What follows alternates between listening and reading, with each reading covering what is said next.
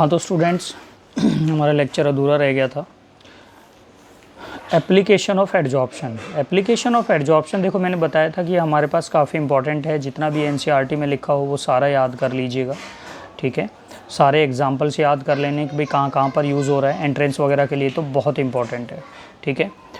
But यहाँ पर 4 ये काफ़ी इंपॉर्टेंट हैं। 4 एप्लीकेशन मैं उन्हें डिस्कस कर रहा हूँ। Preserving vacuum.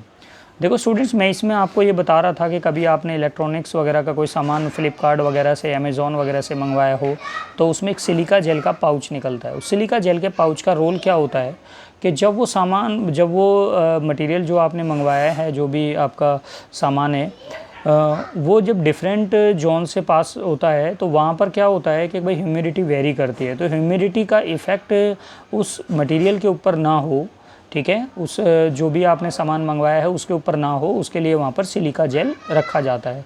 तो ये होता है कि प्रिजर्विंग वैक्यूम, ठीक है। नेक्स्ट होता है गैस मास्क का। देखो गैस मास्क जो होती है ये बेसिकली जो आर्मी पर्सन सोल्जर होते हैं जब वार जोन में जाते हैं, और जो माइनर्स होते हैं जो माइंस वगैरह में काम करते हैं, उनके लिए काफ़ी इंपॉर्टेंट होती है। क्योंकि जब वो नीचे डीप माइंस वगैरह में जाते हैं तो वहाँ पर जो है पॉइजनस गैसेस जनरेट हो रहती हैं वहाँ पर, ठीक है। तो उनको उसके इफ़ेक्ट को जो है न्यूट्रलाइज़ करने के लिए जो है गैस मास्क रखा जाता है। उसमें चारकोल पाउडर वगैरह रखा रहता है, उनके ऊपर और भी केमिकल्स होते हैं जिससे वहाँ पर वो पॉइजनस गैसेस को एब्जॉर्ब करके एयर को प्योरीफाई करते हैं। नेक्स्ट है स्टूडेंट्स आपका क्लैरिफिकेशन ऑफ शुगर। देखो सर, क्लैरिफिकेशन ऑफ शुगर का क्या मतलब है, आपको पता ही है कि शुगर कैन जो गन्ने का शुगर कैन का जो जूस होता है, गन्ने का रस जो होता है, उसी से आपको पता है कि हम गुड़ बनाते हैं और उसी से आपको पता है कि हम चीनी बनाते हैं, शुगर जो हम खाते हैं। लेकिन आपको पता है तो बिल्कुल वाइट क्रिस्टलाइन फॉर्म होती है, जबकि इसमें क्या होता है आपको पता है तो रेडिश ब्राउन कलर का मटेरियल होता है। तो ये कलर कहाँ गया, उसको बनाते समय कलर कहाँ गया? तो उसके लिए क्या होता है कि हम चारकोल पाउडर वगैरह डालते हैं, ठीक है। जो क्या करता है, जब उसको शुगर कैन जूस को बॉयल कर रहे होते हैं, आपने नहीं देखा होगा देहात वगैरह में जब गुड़ बनाया जाता है तो चारकोल पाउडर वगैरह डालते हैं। तो चारकोल पाउडर क्या करता है कि जो हमारे पास जो शुगर कैन जूस के अंदर कलर प्रोड्यूस करने वाला मटेरियल होता है वो उसको एब्जॉर्ब कर लेता है। इस कंसेप्ट को बोलते हैं क्लैरिफिकेशन ऑफ शुगर, ठीक है। नेक्स्ट है आपका हेट्रोजेनस कैटालिसिस। इसे हम अभी आगे डिस्कस करेंगे, ठीक है। फिर कह रहा हूँ कि एप्लीकेशन ऑफ एडजॉर्प्शन में जितना भी एनसीईआरटी में कंटेंट दिया हो अपना सारा का सारा कवर कर लीजिएगा, ठीक है। आज का लास्ट टॉपिक ले रहा हूँ मैं ये, ठीक है। फिर है हमारा कैटलिस्ट। देखो स्टूडेंट्स, का बीच का पोर्शन पूरा छोड़ दीजिएगा, सीधा आपको आर्टिकल नंबर 5.18 पे जाना है और टॉपिक है कैटालिसिस।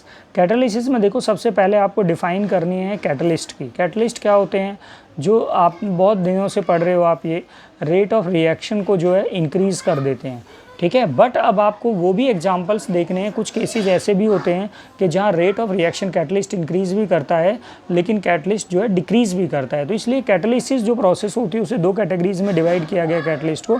पॉजिटिव कैटलिस्ट जो रेट को इंक्रीज़ करता है, जो रेट को इंक्रीज़ करेगा, और एक नेगेटिव कैटलिस्ट जो रेट को क्या करेगा, डिक्रीज़ करेगा। देखो स्टूडेंट्स, मैं आपको एक चीज़ बता देता हूँ, ये मोस्ट इम्पॉर्टेंट है, क्योंकि पॉजिटिव कैटलिस्ट के तो एग्जांपल आपके वहाँ एंड उसमें बोर्ड पेपर में ही मिल जाएंगे, एंट्रेंस के पेपर में ही मिल जाएंगे आपको। बट आपको नेगेटिव वाले रटने पड़ेंगे, नेगेटिव कैटलिसिस के एग्जांपल्स आपको रटने पड़ेंगे, ठीक है। तो देखो नेगेटिव कैटलिस्ट में मैं आपको एक एग्जांपल बता देता हूँ, ये हम हेलो एल्केन वाले चैप्टर में भी करेंगे। जो क्लोरोफॉर्म का बॉटल होता है, क्लोरोफॉर्म का जो बॉटल होता है उसे ब्रिम तक फिल करके रखा जाता है। अब ब्रिम तक कैसे फिल रहेगा वो, जब हम एक बार लेके आएंगे तब तो वहाँ से मार्केट से वो ब्रिम तक फिल होगा। उसके बाद क्या होगा, जब हम उसमें से क्लोरोफॉर्म निकालेंगे तो वो तो खाली होगा। तो जब वो जितना भी स्पेस खाली होगा तो हम उसमें अल्कोहल ऐड कर देते हैं। अल्कोहल का रोल क्या होता है कि वहाँ पर ऑक्सीजन नहीं आएगा, और यदि थोड़ा बहुत ऑक्सीजन आ भी जाएगा तो अल्कोहल क्या करेगा, क्लोरोफॉर्म को ऑक्सीडाइज होने से बचाता है। क्योंकि क्लोरोफॉर्म के ऑक्सीडेशन से काफ़ी पॉइजनस गैस बनती है, जिसे हम हेलो एल्केन वाले चैप्टर में स्टडी करेंगे, ठीक है। इसके बाद आपको डिफाइन करना है प्रमोटर्स का। इसके अलावा भी और जो भी एग्जांपल हो नेगेटिव कैटलिस्ट के आपके पास एनसीईआरटी में लिखे हों या प्रदीप में लिखे हों तो स्टूडेंट सीरियसली याद कर लीजिएगा, एंट्रेंस में बहुत काम आएंगे, ठीक है। प्रमोटर्स क्या होते हैं? जो रेट ऑफ जो कैटलिस्ट की एफिशिएंसी को इन्हांस करते हैं वो प्रोमोटर्स होते हैं, ठीक है।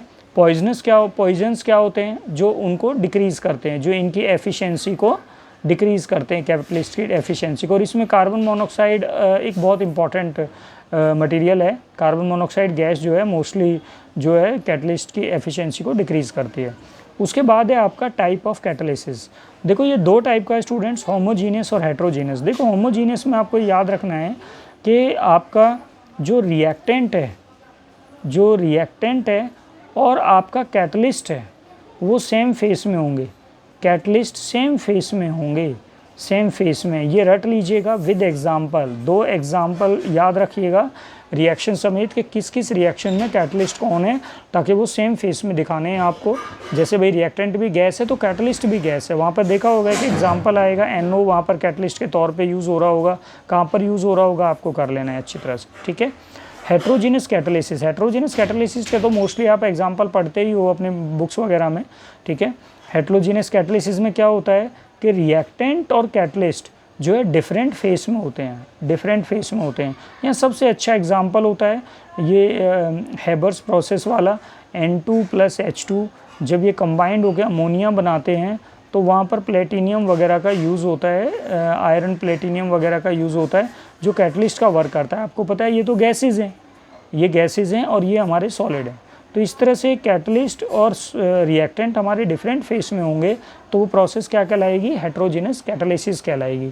स्टूडेंट्स डिफाइन के साथ साथ 2 रिएक्शंस को मार्क कर लीजिएगा, वो आपको टिप्स पे याद करनी है, ज़्यादा स्टोरी नहीं करनी है, ठीक है।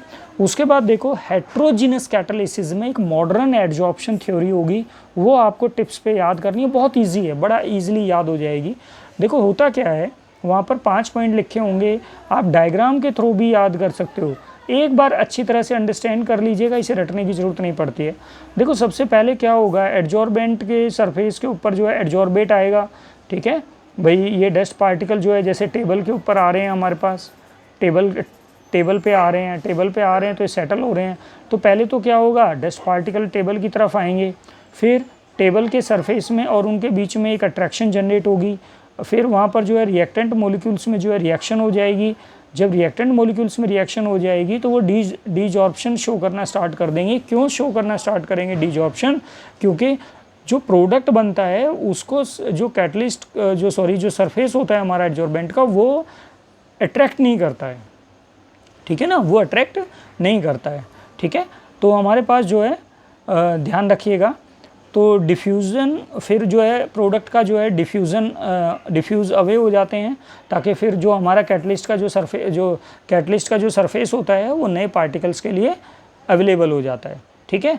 इसका वो भी याद कर लीजिएगा कि भाई इसके क्या नाम है, भाई मेन वो क्या है, इसके क्या नाम है, एडवांटेज क्या है इस थ्योरी के, एडवांटेज, ठीक है। ये ऑब्जेक्टिव में आपसे क्वेश्चन डाल के पूछा जा सकता है। एडवांटेज आपको इजीली लर्न हो जाएंगे, क्योंकि इसने दोनों चीज़ों का जवाब दिया था मॉडर्न थ्योरी ने कि भाई कैटलिस्ट की हमें स्मॉल अमाउंट में, वेरी स्मॉल अमाउंट में रिक्वायरमेंट क्यों होती है, क्योंकि वहाँ पर जो प्रोडक्ट बनता है वो सरफेस पे रहता ही नहीं है।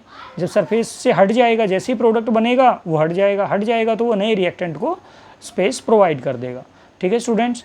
देखो फिर है हमारे पास कैटलिस्ट के इंपॉर्टेंट फीचर्स। देखो इसमें सबसे पहला है हमारा एक्टिविटी। ये 10⁻10 टाइम्स तक जो है रेट ऑफ रिएक्शन को इंक्रीज़ कर देता है। एग्जाम्पल याद रखिएगा, ठीक है। सिलेक्टिविटी में देखो एक चीज़ का ध्यान देना है, सिलेक्टिविटी है क्या कि एक सेम रिएक्टेंट है बट डिफरेंट कैटलिस्ट जो है ये डायरेक्ट करेगा कि उसने प्रोडक्ट क्या बनाना है।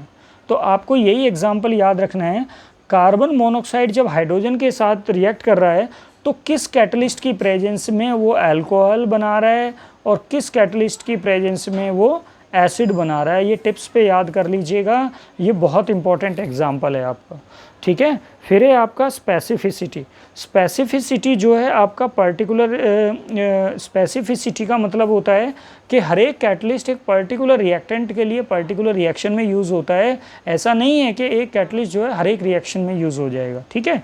इस कंसेप्ट को हम क्या बोलते हैं, स्पेसिफिसिटी बोलते हैं, ठीक है स्टूडेंट्स। तो ध्यान से कर लीजिएगा, ठीक है। अच्छा, उसके बाद है आपका टॉपिक है जियोलाइट्स। काफ़ी इंपॉर्टेंट टॉपिक है जियोलाइट। 5.19 है। इसका आपको 4-5 लाइन में एक जो है स्टेटमेंट याद कर लीजिएगा कि भाई जियोलाइट्स होते क्या हैं। जियोलाइट्स बेसिकली एल्यूमिनोसिलिकेट्स होते हैं। एल्यूमिनोसिलिकेट्स फार्मूला याद कर लीजिएगा, एंट्रेंस वालों के लिए इंपॉर्टेंट है, एंट्रेंस वालों के लिए पूरा फार्मूला इंपॉर्टेंट है। ये ध्यान रखना है कि उसमें जो भी वही बाईवैलेंसी वाले या मोनोवैलेंसी वाले कौन कौन से एलिमेंट्स जो है यूज़ होते हैं, ठीक है। इनका माइक्रोपोरस स्ट्रक्चर होता है, देखा हो तो स्टूडेंट्स आपने स्पंज देखी होगी, वो जो हमारे गद्दे वगैरह में यूज़ होती है, आपको पता है उसका काफ़ी पोरस स्ट्रक्चर होता है, वो वाटर को बहुत ज़्यादा एब्जॉर्ब करती है बेसिकली, ठीक है। तो ये एल्यूमिनोसिलिकेट्स होते हैं जिनका माइक्रोपोरस 3 डायमेंशनल स्ट्रक्चर होता है, 3D टाइप का स्ट्रक्चर होता है, ठीक है। हाँ, इसमें 2 चीज़ें याद रखनी है आपको। एक तो 4-5 लाइनों में ये याद कर लीजिएगा, what do you mean by zeolites. But इसमें एक और क्वेश्चन होता है, why they are called shape selective catalyst. Why called shape selective catalyst, ये NCERT में मिलेगा, शेप सिलेक्टिव कैटलिस्ट। इन्हें शेप सिलेक्टिव कैटलिस्ट क्यों बोलते हैं, ये बहुत इंपॉर्टेंट क्वेश्चन है। एक तो ये याद रखना है कि इन्हें यूज़ करने से पहले हीटअप क्यों किया जाता है, और एक ये याद रखना है कि इन्हें शेप सिलेक्टिव कैटलिस्ट क्यों बोलते हैं। एक और एग्जाम्पल आपको याद रखना है, ZSM5, वहाँ पे लिखा होगा ZSM5। ZSM5, यहाँ 5 का मीनिंग क्या है, 5 का मीनिंग क्या है और ये कहाँ पर यूज़ होता है, ठीक है। ये 5 क्यों लिखा गया है भाई, ZSM4 क्यों नहीं लिखा गया। ZSM4 लिखा जाता तो उसका क्या मीनिंग था, 5 लिखा जाता तो क्या मीनिंग था उसका, ठीक है। तो ये अपना ये जियोलाइट्स में याद कर लीजिएगा। आज देखो टॉपिक कवर हो गए हैं आपके, एडजॉर्प्शन कवर हो गया है, कोलाइडल का पूरा सेगमेंट छोड़ देना है आपको, कोलाइडल और उसके एप्लीकेशन का पूरा सेगमेंट छोड़ देना है। जैसे आप एडजॉर्प्शन आइसोबार के टॉपिक को कंप्लीट करोगे, एप्लीकेशन ऑफ एडजॉर्प्शन को कंप्लीट करोगे, पूरा सेगमेंट छोड़ के आपको सीधा कैटलिस्ट पे आ जाना है। फिर कैटलिस्ट का सेगमेंट में क्या क्या करना है मैंने आपके सामने डिस्कस कर दिया है, जियोलाइट्स में क्या क्या करना है वो डिस्कस कर दिया है।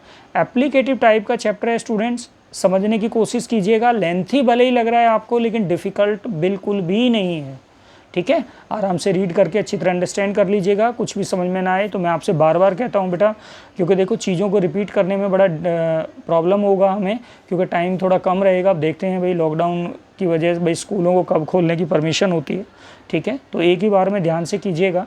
ये वीडियोस बनाने का मेरा पर्पज़ मेन यही है कि भाई आपको एक ही बार में चैप्टर जो है कंप्लीट हो जाए। तो बाद में हम चीज़ों को डिस्कस कर लेंगे, कोई दिक्कत नहीं है, बट हम इतना टाइम नहीं दे पाएंगे जितना टाइम हम स्टार्टिंग से दे सकते थे, ठीक है। तो अब लेक्चर्स को अपना रिपीट करना स्टूडेंट्स, बार बार उन चीज़ों को मार्क कर लेना जो मैं मेंशन कर रहा हूँ, जो मैं बोल रहा हूँ आपको याद रखने के लिए, ठीक है।